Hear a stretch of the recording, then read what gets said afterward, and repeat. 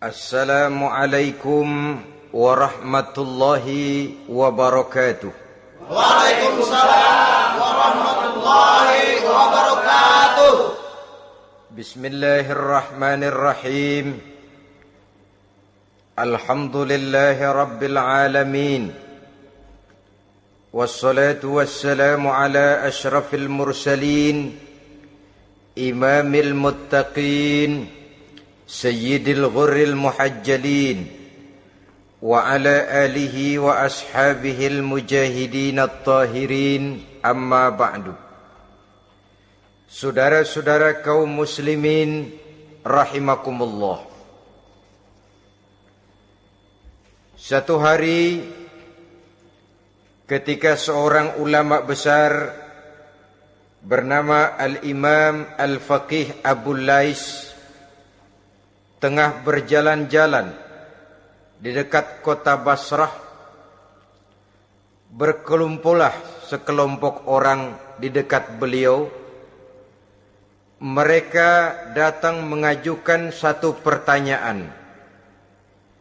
Imam, kami ingin bertanya. Di dalam Al-Quran itu Allah Subhanahu wa ta'ala menjelaskan, Ud'uni astajib lakum. Berdoalah kepadaku, aku akan jawab doamu. Mintalah kepadaku, aku kabulkan permintaanmu. Itu dan begitu janji Allah di dalam Al-Quran. Kami, kata orang-orang tadi, sudah lama berdoa kepada Allah. Tapi kenapa sampai sekarang doa kami ini belum dikabulkan? Katanya, ud'uni astajib lakum. Kalau kamu berdoa, aku jawab, aku penuhi, aku kabulkan doamu. Itu janji Allah. Kami sudah lama berdoa pagi, sore, siang, malam. Nyatanya sampai sekarang doa kami belum dikabulkan. Ini bagaimana? Apa ayat Quran salah? Apa Tuhan lagi lempengan gak denger?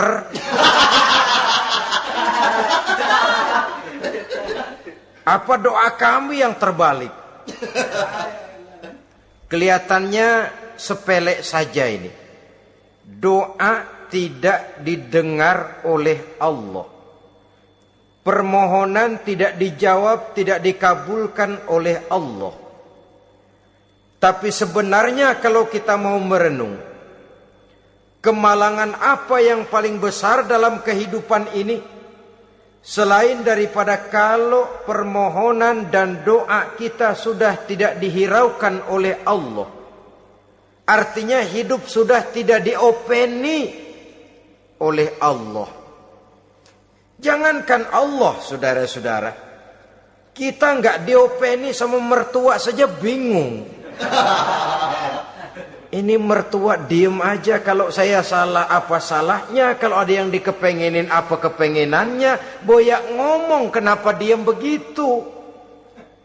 Ini tidak diopeni oleh Allah. Kemalangan apa yang lebih malang selain daripada kalau doa sudah tidak didengar oleh Allah. Itu sudah kemalangan yang paling malang, lebih malang dari kota Malang saya kira.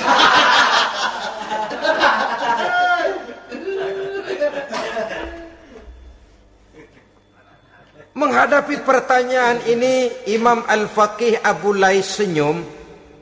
Lalu beliau berkata, tuan-tuan, tahu kenapa doa tuan-tuan tidak dijawab, permohonan tidak dikabulkan, Allah sudah tidak memperdulikan tuan-tuan ini? Kami tidak tahu, Imam, maka kami bertanya. Begini, hati tuan-tuan itu mati.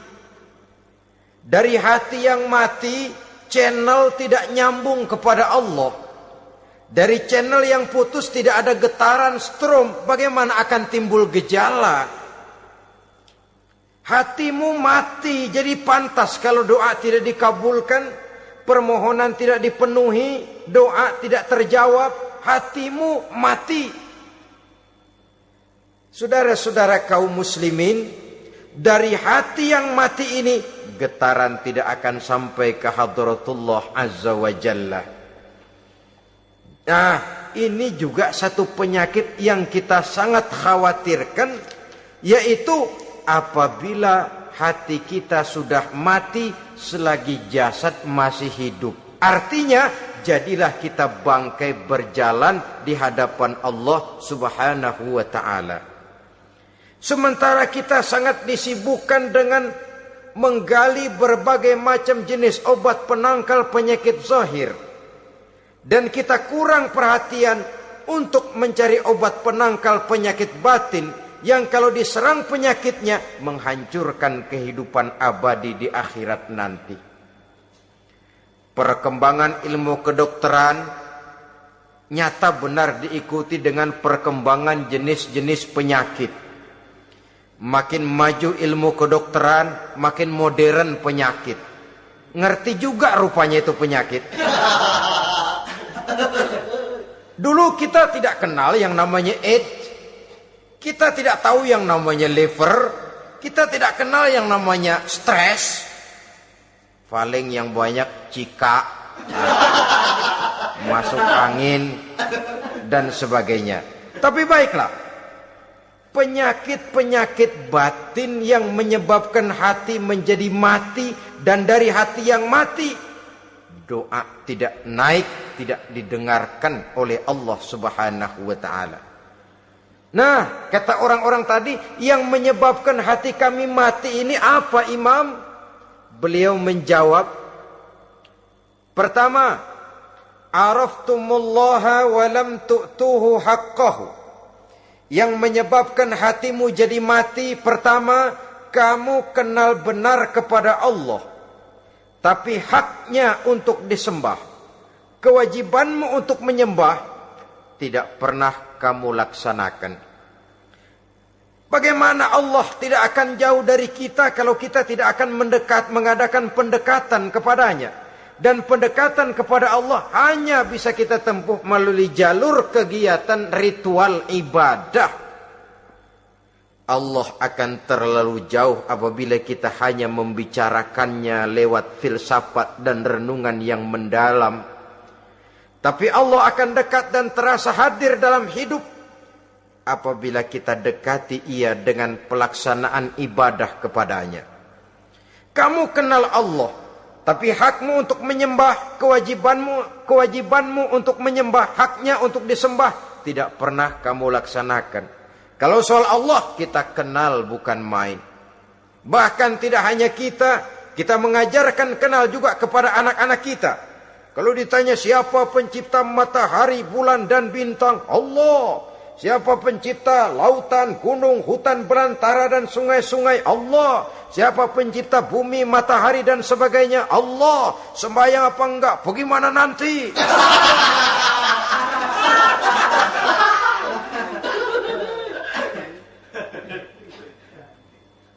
Tanpa pendekatan, Allah akan jauh. Apabila Allah jauh, maka doa tidak akan didengarkan olehnya. Oleh sebab itu, logika mengajarkan kepada kita, berpayahlah dulu, wa mal ladzatu illa ba'da ta'ab, innama al-usri yusra.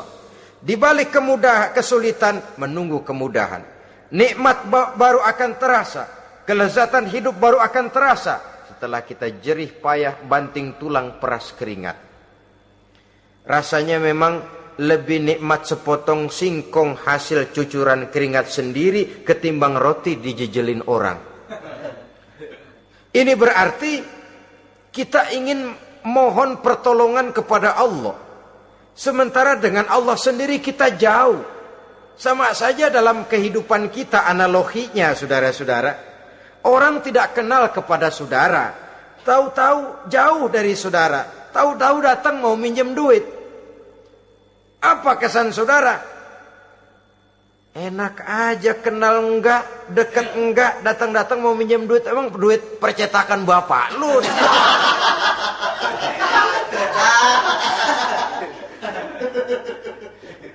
Sedangkan yang kita kenal, sedangkan yang kita bertemu tiap hari, Sedangkan yang sering datang ke tempat kita, kalau satu saat dia pinjam duit, toh kita kadang-kadang masih mikir. Apalagi datang nggak pernah, berkunjung nggak pernah, ngobrol nggak pernah. Apalagi kenal juga nggak pernah, datang-datang mau minta. Macam apa? Datang nemuin Tuhan setahun 2 kali. Idul Fitri doang sama Idul Adha. Doa cerewet banget. Apa aja diminta. Saudara hadirin, bagaimana doa akan kabul, permohonan akan dijawab? Jikalau kita jauh dari Allah, kita kenal Allah, haknya untuk disembah, kewajibannya untuk menyembah, tidak pernah kita laksanakan. Itu yang menyebabkan hati kita lalu menjadi mati. Padahal mengenal Allah, setelah mengenalnya, mengadakan pendekatan kepadanya melalui ritual ibadah yang dicontohkan oleh Rasulullah Sallallahu Alaihi Wasallam. Ini hal pertama yang menyebabkan hati jadi mati. Kamu terlalu kenal Allah tapi tidak pernah menyembah kepadanya. Sama aja orang kerja kagak, habis bulan mau minta gaji. Karena kita jitak kepalanya. Macam apa? Kerja enggak, tahu-tahu datang mau minta gaji.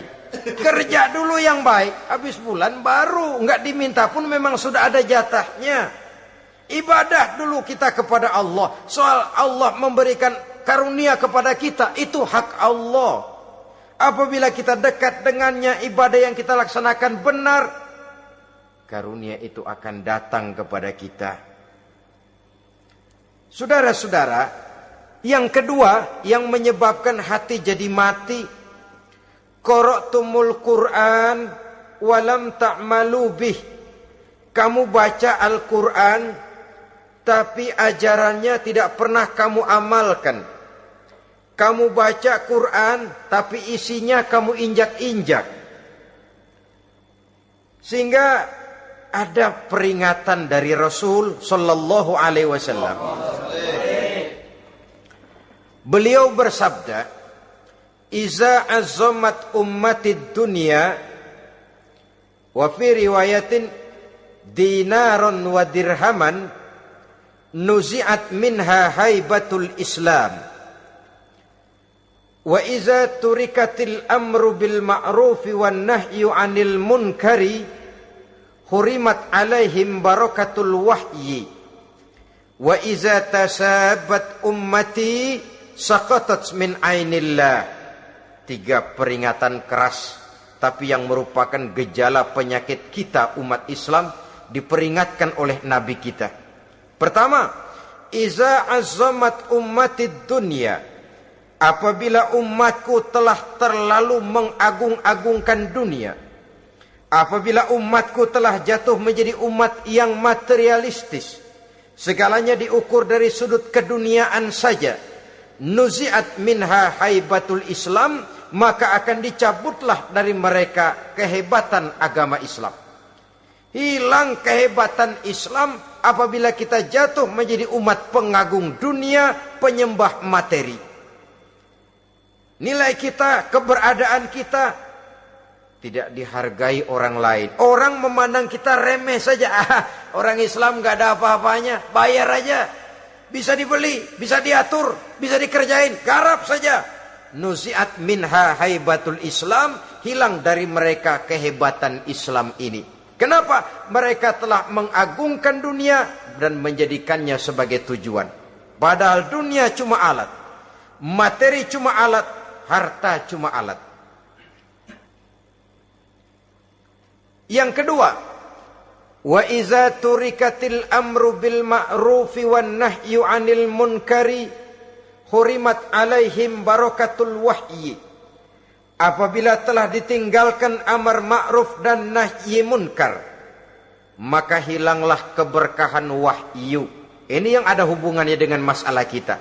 Kita baca Quran, kita tidak amalkan isinya. Bagaimana hati tidak jadi mati?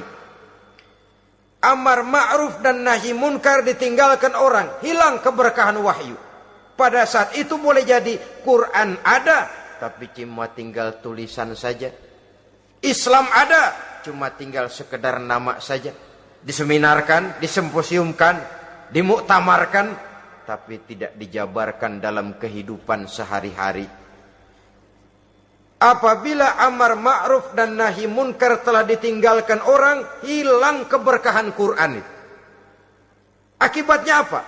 Apabila amar ma'ruf tidak lagi digalakkan orang, nahi munkar tidak dilaksanakan orang, lalu orang menilai sesuatu menurut seleranya sendiri.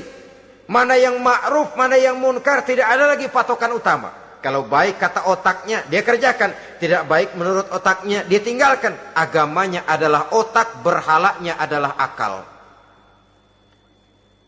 Akhirnya umat kehilangan pedoman. Tidak lagi jelas mana batas yang ma'ruf, mana batas yang munkar. Dalam kondisi sedemikian, akhirnya akan terjadi penjungkiran nilai. Paling celaka nantinya, yang ma'ruf malah dianggap munkar, yang munkar malah menjadi ma'ruf. Peringatan ketiga dari Nabi, wa iza tasabat ummati saqatat min ainillah. Apabila umatku sudah saling berbantahan, apabila umatku sudah saling caci memaki, saqatat min ainillah, jatuhlah mereka dalam pandangan Allah Subhanahu wa taala. Hilang wibawa umat yang sudah saling mencaci maki, saling menjatuhkan, saling gasak, gesek, gosok. Justru agama menganjurkan kita ini saling asah, asih, asuh. Kadang yang kita praktekkan, kita ini saling gasak. Yang kedua, saling gesek. Yang ketiga, saling gosok. Gasak, gesek, gosok. Kacau kita ini. Saling gasak, menjegal kawan seiring, menggunting dalam lipatan. Saling gosok, fitnah sana, fitnah sini. Saling gesek, sikut kiri, sikut kanan. Tidak peduli orang lain luka dan sebagainya. Yang penting dia bisa nangkring. Jatuh kita dalam pandangan Allah apabila umat sudah saling mencaci maki. Maka kita kembali kepada persoalan. Hal kedua yang menyebabkan hati jadi mati, qara'tumul Qur'an walam ta'malu bih. Kita baca Al-Quran, tapi ajarannya nyaris tidak kita amalkan di dalam kehidupan kita. Akibatnya hati lalu jadi mati. Itu yang kedua. Yang ketiga, yang menyebabkan hati jadi mati dan doa tidak terjawab, idda'aitum annakum min ummati Muhammadin sallallahu alaihi wasallam walam ta'malu bisunnatihi.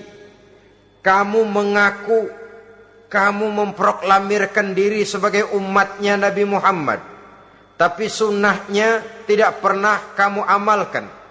Malahan perkembangan paling akhir, bukan saja tidak mau mengamalkan sunnah, malah mengingkari sunnah. Inna lillahi wa inna ilaihi raji'un. Oh, Nabi Muhammad itu manusia biasa seperti kita. Sebagai manusia dia bisa salah. Dan ternyata hadis banyak yang palsu. Yang otentik cuma Quran. Selebihnya adalah sejarah. Tidak ada itu sunnah. Langsung saja kepada Quran. Oh, hadis itu bukan sumber hukum. Oh, tidak perlu mengamalkan sunnah. Saudara-saudara kaum muslimin, mengaku kita umat Nabi, tapi sunnahnya kita campakkan, tidak kita amalkan. Setelah tidak kita amalkan, kita campakkan. Setelah kita campakkan, kita ingkari pula. Inna lillahi wa inna ilaihi raji'un. Bagaimana hati tidak jadi mati? Kalau siang malam kita memproklamirkan diri sebagai umat Nabi Muhammad, sementara sunnahnya kita campakkan, kita abaikan, dan kita ingkari dia. Sunnah itu. Padahal jikalau sekarang kita mengenal Islam, jikalau kita sekarang ngerti halal haram, tahu hak batil, bisa memilah dan memilih antara yang ma'ruf dengan yang munkar, itu utamanya adalah karena jasa Nabi Muhammad SAW, yang dari generasi ke generasi dilanjutkan oleh para sahabat, oleh tabi'in, oleh tabi'it tabi'in, terus oleh para ulama-ulama sampai kepada kita sekarang ini. Walaupun beliau hanya berfungsi sebagai penyampai, tapi kepribadiannya dijadikan model oleh Allah Subhanahu wa taala di dalam kita melaksanakan kehidupan beragama. Bahwa beliau manusia seperti kita, memang dalam arti unsur biologisnya ya manusia. Punya darah, punya daging, punya hati, punya perasaan, bisa sedih, bisa gembira. Tetapi beliau itu termasuk basyarun la kal basyar. Manusia yang tidak seperti manusia pada umumnya, punya spesifik, dan itu wajar sebagai seorang rasul pilihan Allah, apalagi merupakan rasul pilihan dari sekian puluh pilihan. Bahwa jamrud itu batu memang, tapi nilainya kan berbeda dengan batu kolar. Satu truk batu kolar dengan barangkali segenggam batu jamrud, nilainya tentu jauh lebih mahal batu jamrud. Kalau soal batunya, sama batunya, tapi nilainya berbeda karena esensinya berbeda. Kita manusia, Nabi Muhammad juga manusia, sama manusianya memang, tapi kualitasnya, nilainya tentu jauh panggang daripada api. Itu sebabnya Allah menjadikan beliau sebagai model. Laqad kana lakum fi rasulillahi uswatun hasanah. Di dalam diri Rasul itu terdapat contoh teladan yang sangat baik bagi kita. Oleh karenanya, pada pertemuan kali ini, apabila kita konsekuen mengaku umat Nabi Muhammad, marilah konsekuen juga menegakkan sunnahnya. 3. Yang keempat, yang menyebabkan hati jadi mati dan doa tidak terjawab, akaltum ni'mata rabbikum walam tashkurulah. Tiap hari kamu makan nikmat Tuhanmu, tapi kamu tidak pernah mau bersyukur kepadanya, kepada Allah Subhanahu wa ta'ala. Nikmat Tuhan kita doyan banget.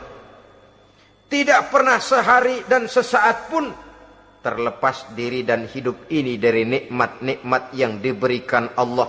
Sejak kita bangun tidur sampai tidur kembali, bahkan tidur itu sendiri, di pasar, di sawah, di kantor, dimanapun kita berada, nggak pernah nikmat Allah berhenti. Hidup kita dalam alam diberikan segala fasilitas untuk menunjang kehidupan. Nggak pernah Allah pasang pajak matahari, nggak pernah Allah pasang pajak gas udara. Nikmat-nikmat yang banyak itu tiap hari kita kecap, tiap hari kita nikmati. Tapi kita tidak pandai bersyukur. Padahal Allah memberikan peringatan keras dalam hadis qudsinya. Man lam yashkur ala na'mai wa lam yasbir ala balai falyakhruj min tahti samai wal yatlub rabban siwaya. Siapa yang tidak mau bersyukur terhadap nikmat yang aku berikan kepadanya dan tidak mau bersabar terhadap ujian yang aku berikan kepadanya, silahkan keluar saja dari kolong langit ini dan cari Tuhan selain aku. Diusir oleh Allah.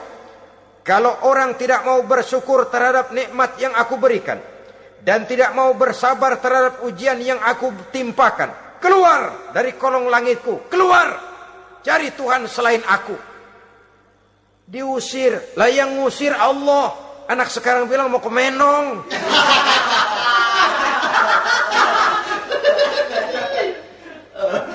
Kalau diusir kita dari Jakarta, masih bisa pindah ke Bandung. Diusir kita dari Bandung, bisa pindah ke Jogja, Solo. Diusir kita dari Indonesia, bisa pindah ke Singapura, Malaysia. Diusir dari kolong langit, mau cari langit mana lagi? Kalau kau tidak mau mensyukuri nikmatku, tidak sabar terhadap ujian yang aku berikan kepadamu, keluar saja, keluar dari kolong langitku ini, cari Tuhan selain aku. Kalau istilah kita mah Tuhan jengkel banget udah itu. Nikmatku, yang nikmat yang aku berikan kau makan, tapi kepadaku engkau tidak pernah mau bersyukur. Saudara-saudara kaum muslimin rahimakumullah, wajar. Kita dulunya tidak ada, sekarang ada, nikmat. Susunan biologis manusiawi kita demikian cantik, nikmat. Tinggal di bumi, fasilitas yang kita perlukan disediakan, tinggal kemampuan kita mengelolanya, nikmat. Diberikan kita otak yang membedakan kita dengan binatang, nikmat. Diberikan kita agama, diutus para rasul untuk jadi model dalam kehidupan kita, nikmat. Kalau cara kita emang kurang apa sih? Apa yang kurang, hai manusia? Engkau tidak ada, aku adakan. Kalau aku perintahkan kau tinggal di bulan, mungkin kau tidak akan sanggup hidup. Begitu lahir juga kelepek-kelepek habis. Ya nggak ada HO2 toh di bulan. Mau ngisap apa? Aku tinggalkan kau, aku perintahkan tinggal di permukaan bumi. Alamnya indah, fasilitas serba menunjang. Nikmati semuanya, semuanya untuk kamu, semuanya. Satu pintaku, syukuri nikmat yang aku berikan kepadamu.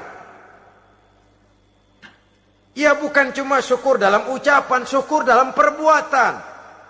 Banyak nikmat yang diterima, makin banyak dia sujud, makin banyak dia ruku, makin banyak dia mengadakan pendekatan kepada Allah.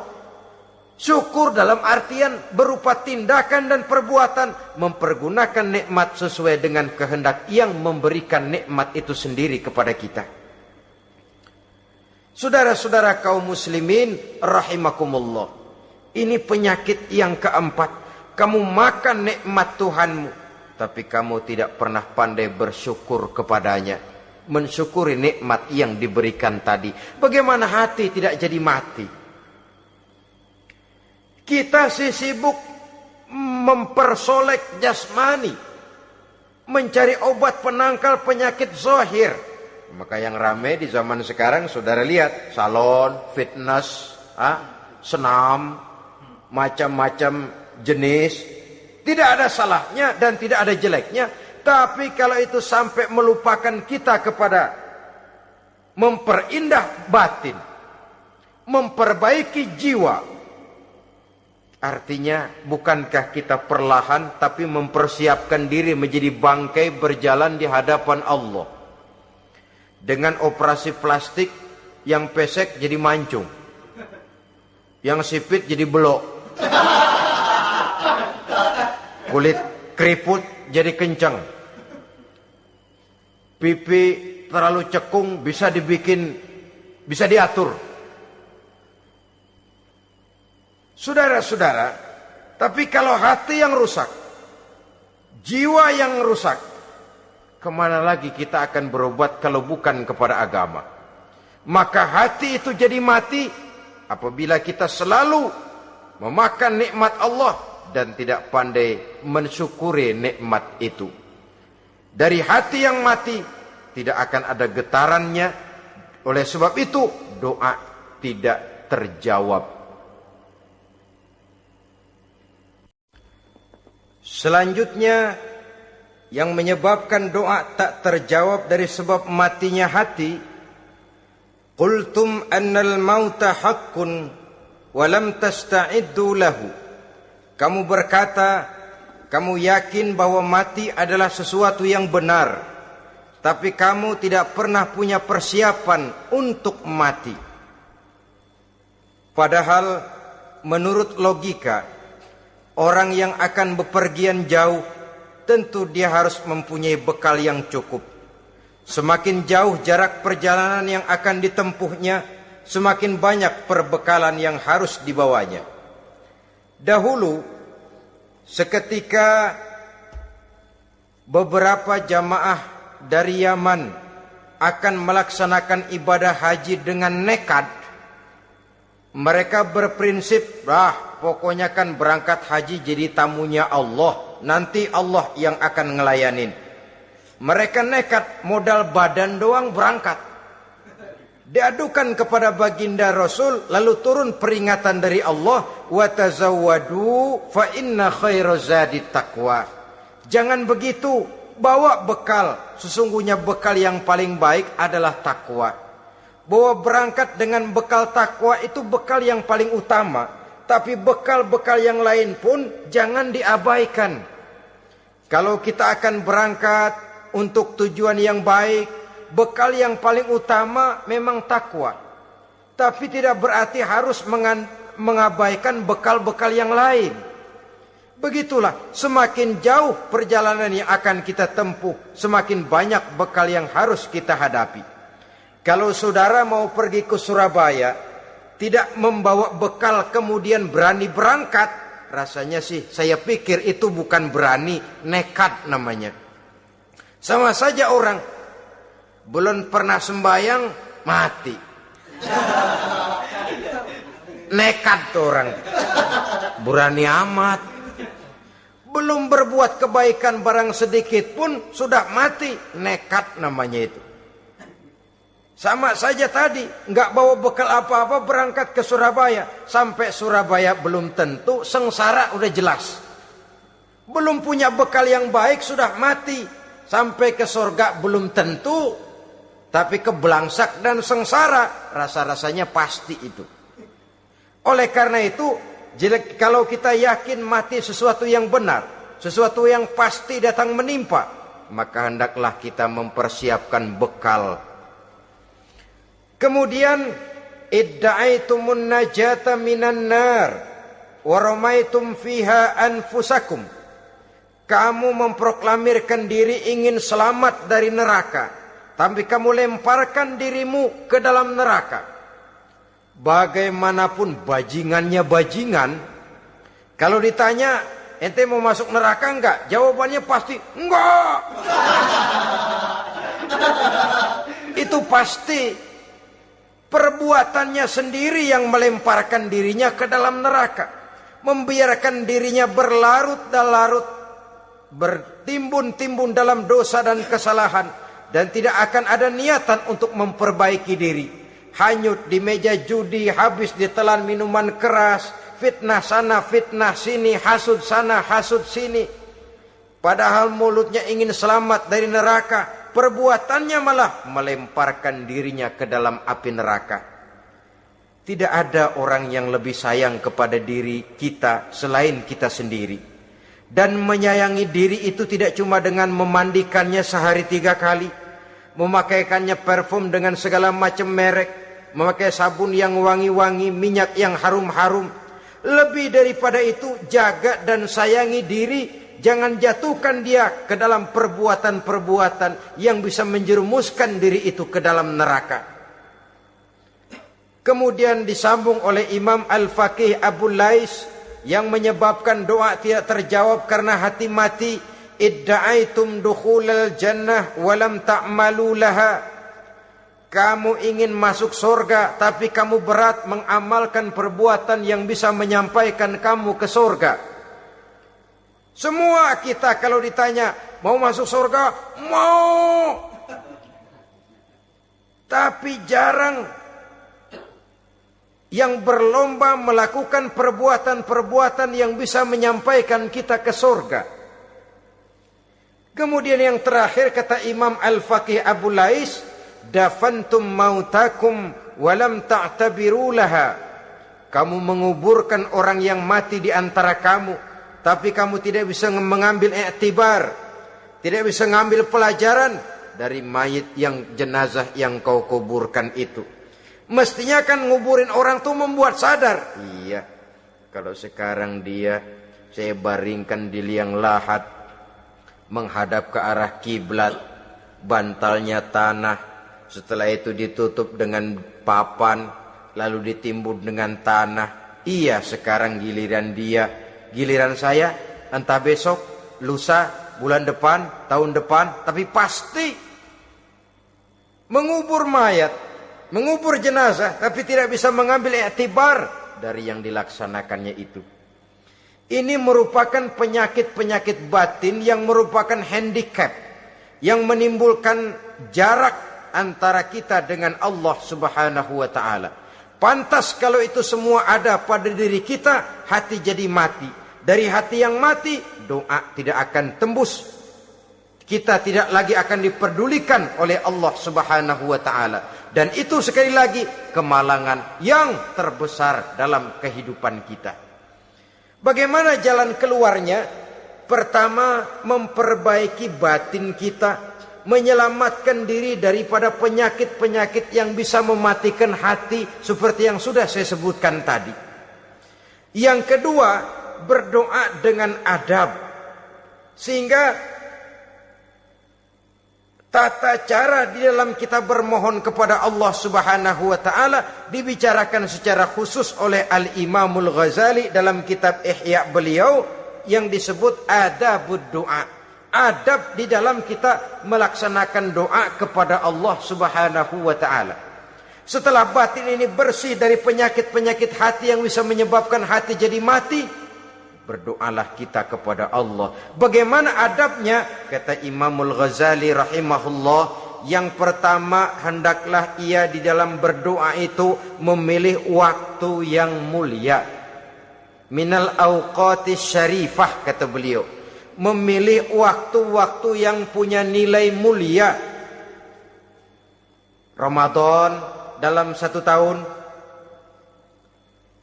Jumat dalam tiap minggu, sepertiga malam yang akhir pada setiap hari.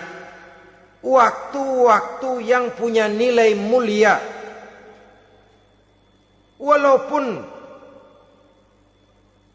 misalnya saudara berdoa pada hari Kamis, tidak ada halangannya Allah mau kabulkan.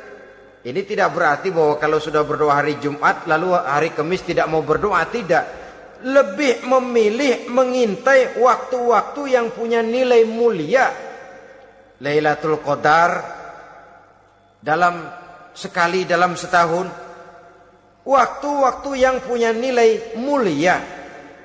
Logikanya begini, saudara-saudara.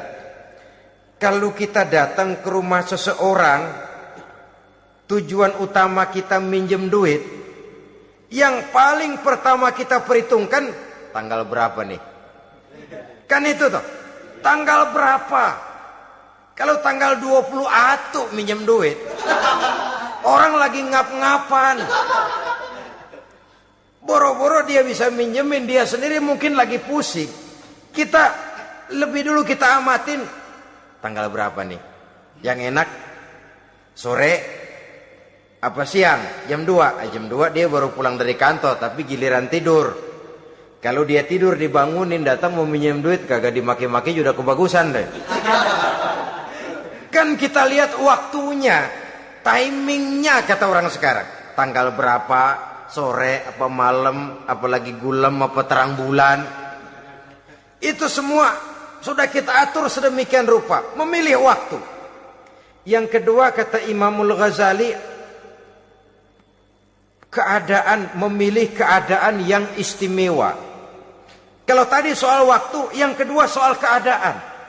Ada situasi-situasi di mana doa itu diijabah oleh Allah Subhanahu wa taala. Di antaranya kata Imam Abi Hurairah, "Inda zahfis sufuf fi sabilillah." Pada waktu mengatur barisan perang membela agama, di situ doa kabul. Inda nuzulil ghais, ketika turun gerimis, di situ doa makbul. Inda iqamis shalah, ketika salat mau didirikan, riwayat lain bainal azan wal iqamah, antara azan dan qomat, di situ doa makbul. Itu memilih keadaan-keadaan.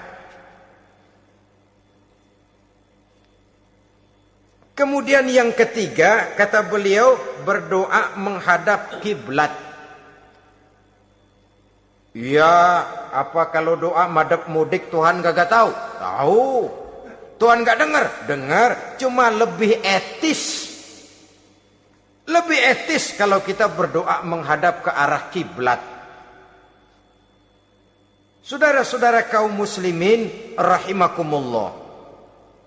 Yang keempat, hifdzus saut, menyederhanakan suara. Tidak terlalu keras, juga tidak terdengar orang lain, apalagi kalau doa kita diaminkan oleh orang lain. Tidak usah terlalu keras. Kenapa?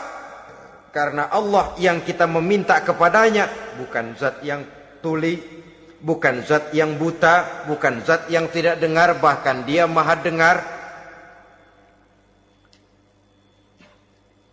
Juga tidak terlalu seperti orang berbisik-bisik, apalagi kalau doanya doa bersama-sama. Tapi kadang-kadang terdorong oleh husnuzon dari para makmum saja. Tidak peduli apa yang dibaca oleh imam, yang kedengaran cuma amin aja gerengan. Amin, amin, amin, amin, amin, amin.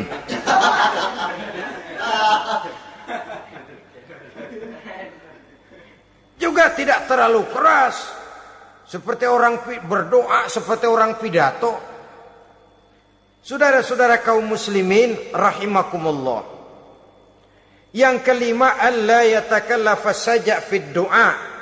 Dalam berdoa, kalau istilah kita, jangan nyelongcong. Sajak sujak ini menunjukkan sikap berani kepada Allah. Misalnya ada orang berdoa, ya Allah ampunilah saya kalau engkau mau. Kalau Allah mau. Kasihanilah saya ya Allah kalau engkau mau. Itu doa orang songong. Atau sama saja, ya Allah berilah saya rezeki dikit aja. Emang kenapa pakai begitu?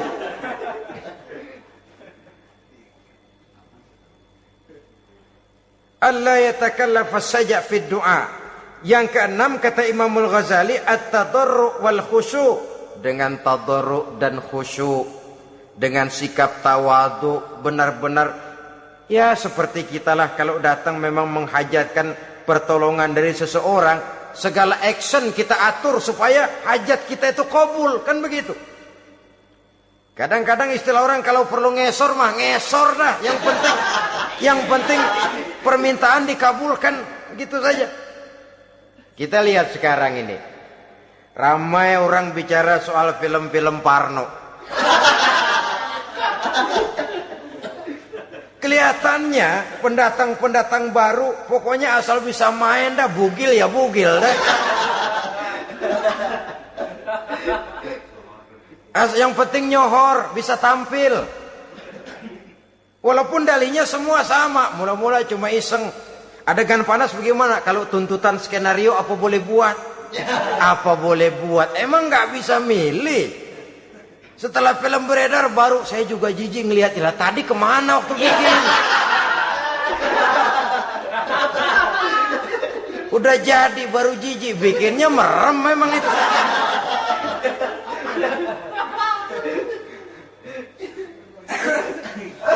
Tapi ada satu analogi, asal bisa main, asal bisa tampil di layar, apa saja jadi taruhan sudah. Bugil ya bugil dah, nggak soal dah. Pokoknya bisa main, tampil, nyohor, masuk koran. Udah seperti kata-kata orang Arab, bul ala zamzam fatu'raf. Kalau pengen terkenal, kencingin sumur Zamzam. Artinya apa? Bikin yang aneh-aneh, yang orang nggak kerjain, ntar ngetop. Yang ngetop lempengan jeleknya. Sumur Zamzam dikencingin, kan nyohor itu. Sedunia orang kenal. Kenapa? Gila. Saudara-saudara kaum muslimin rahimakumullah, sangat kita sayangkan kalau lalu orang berlomba-lomba dengan cuma modal paha mulus, wajah cantik, dimauin apa saja mau, lalu bisa tampil.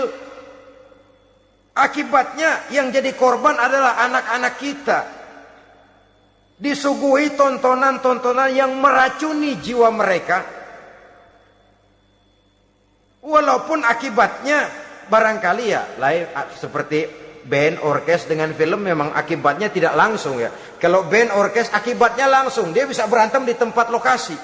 Film orang nonton tahu dia di tempat itu, bukan di tempat itu dia praktek, pulang jadi pikiran dia. Tadi serem ya. Ntar kalau udah kesempatan kita praktek. Ntar ngancemnya itu yang gak enak. Tapi yang saya analogkan dengan persoalan kita, tingkah pola artis apapun dilakukan asal bisa main. Nah itu tuh, asal dapat kesempatan acting. Dalihnya ya tuntutan skenario lah. iseng lah, macam-macam lah. Tapi yang jelas satu target, saya harus dapat kesempatan main. Untuk sampai ke situ, cara apa saja harus saya tempuh. Tidak peduli harus menginjak-injak norma dan budaya bangsa yang luhur. Tidak peduli harus bertentangan dengan kaidah agama. Tidak peduli hasilnya meracuni umat masyarakat, terutama generasi muda. Yang penting kan ngetop. Saudara-saudara, baiklah ya, itu soal lain. Tapi soal kita ialah at-tadarru wal khusyu'. Bermohon kepada Allah dengan tadarru, khusyuk dan tawadhu. Seperti kalau kita mau bermohon kepada seseorang, kita merendahkan diri. Pak, saya memang orang gak mampu, Pak. Utang saya udah selebar kampung, Pak. Anak udah 16 seperempat. Apa saja kita meratap, menghibah, mengeluh, merintih. Ujungnya kan, yang penting gue minjem duit dapat dah. Gitu. Apa kayak diomongin, pokoknya pulang bawa duit, itu saja. Itu strategi manusiawi. Kalau ini kita adakan konteks, oh iya, kepada Allah lebih lagi kita tadarru, khusyuk, tawadhu. Doa dengan tawadhu, sebab kita akan bermohon kepada yang serba maha. Menghadap ke arah kiblat, duduk bertafakur dengan khusyuk, tawadhu. Jangan doa sembari tolak pinggang.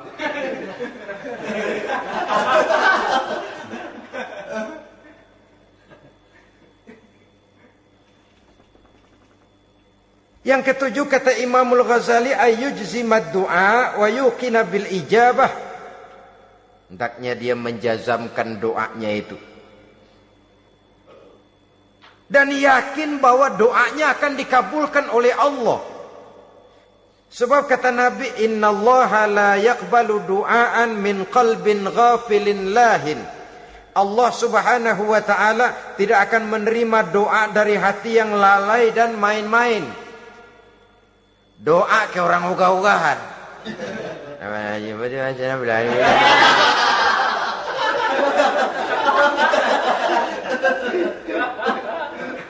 Kali malaikat nyongok dong, lu minta apa lu?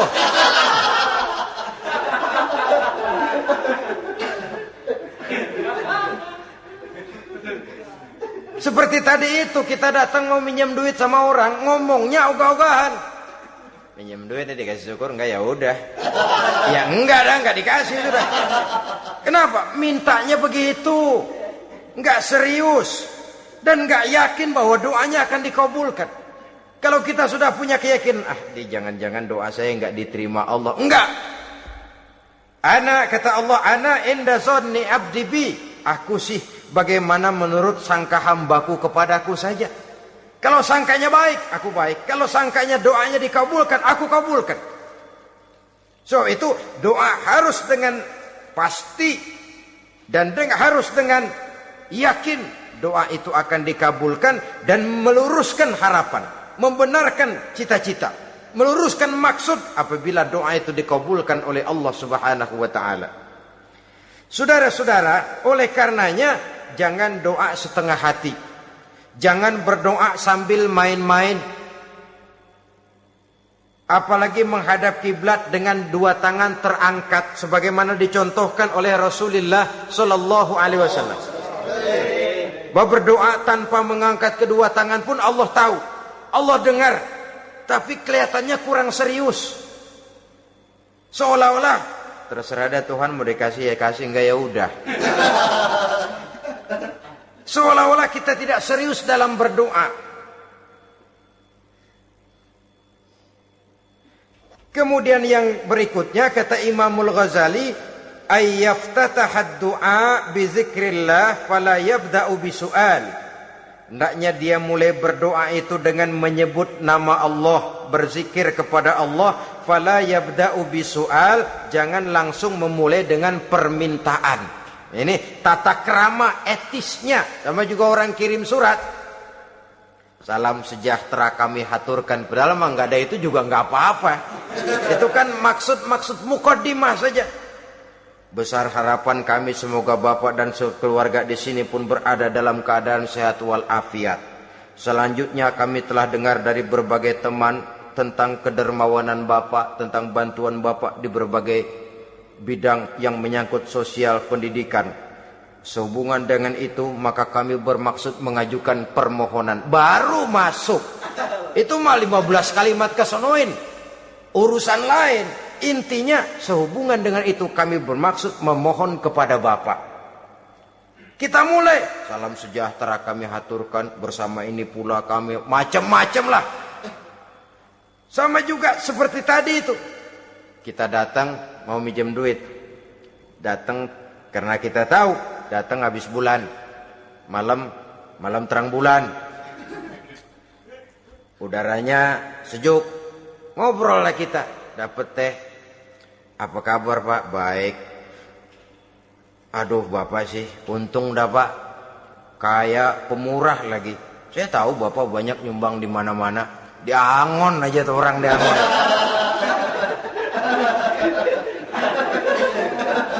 Kira-kira udah mau telap aja baru dikedat. Ngomong-ngomong Pak. Nah, mulai nih kalau udah ngomong-ngomong, ngomong dah tuh mulain. Baru masuk.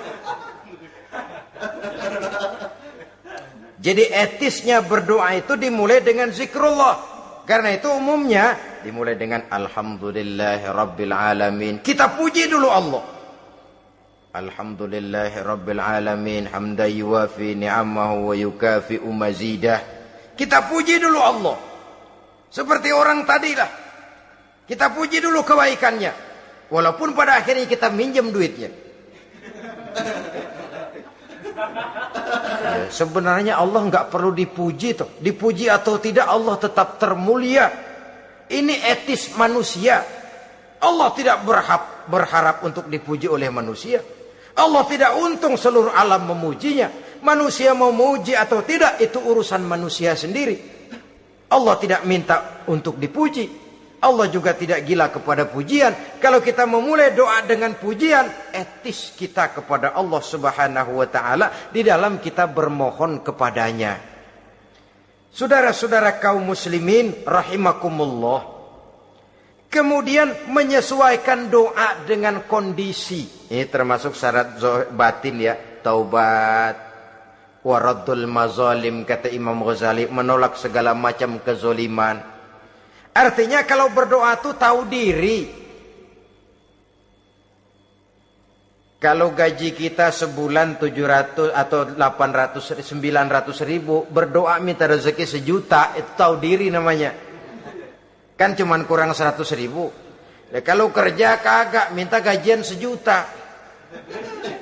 Pengen doa dikabulkan, rasanya secara etis nggak tahu diri orang berdoa seperti itu.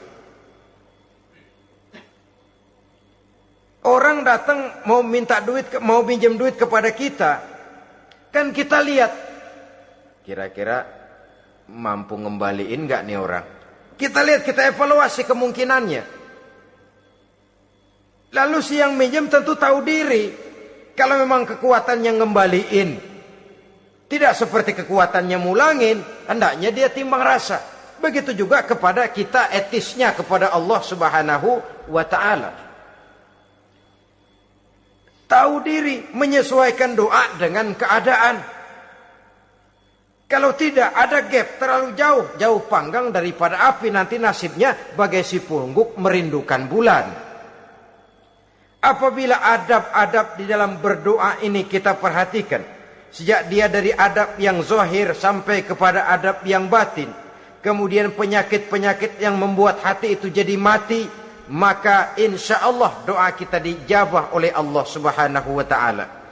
Dalam Al-Baqarah ayat 186 Allah Subhanahu wa taala menjelaskan, wa iza sa'alaka ibadi anni fa inni qarib ujibu da'watad da'i iza da'ani falyastajibu li wal yu'minu bi la'allahum yarshudun. Apabila hambaku bertanya kepadamu Muhammad tentang aku, kata Allah, fa inni qarib, katakan kepadanya aku dekat sekali dengan mereka. Ujibu da'watad da'i iza da'ani, aku akan jawab aku kabulkan permohonan orang-orang yang berdoa kepadaku. Falyastajibuli wal yu'minu bi, maka hendaknya mereka juga menjawab panggilanku atas dasar iman kepadaku. La'allahum yarsyudun, semoga dengan ini mereka kelak mendapat petunjuk.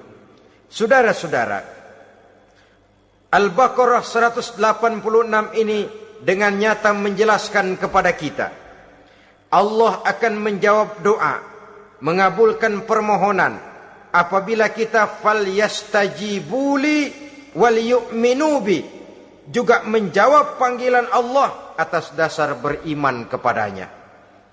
Logikanya tadi itu, araftumullaha wa lam tu'tuhu haqqahu. Kita tidak pernah mau menjawab panggilan Allah sementara kita berharap doa kita dijawab oleh Allah. Apa enggak pincang? Apa enggak berat sebelah? Panggilan Allah kita berat memenuhinya, sementara kita sangat berharap agar permohonan kita, seruan kita dikabulkan oleh Allah. Menjawab panggilan Allah atas dasar beriman kepadanya. Kenapa? Ada orang menjawab panggilan bukan berdasarkan iman, tapi karena target lain. Datang sembahyang Jumat paling dulu, target utamanya pulang juga paling dulu nyabet sendal, nyabet sepatu. Menjawabnya iya, tapi tidak karena iman. Jadi apabila kita rajin menjawab panggilan Allah atas dasar beriman kepadanya, maka seruan, permohonan, doa niscaya dikabulkan olehnya. Ini saja, mudah-mudahan ada manfaatnya. Terima kasih atas segala perhatian. Mohon maaf atas segala kekurangan. Usikum wa nafsi bitaqwallah. Wassalamualaikum warahmatullahi wabarakatuh. Waalaikumsalam warahmatullahi wabarakatuh.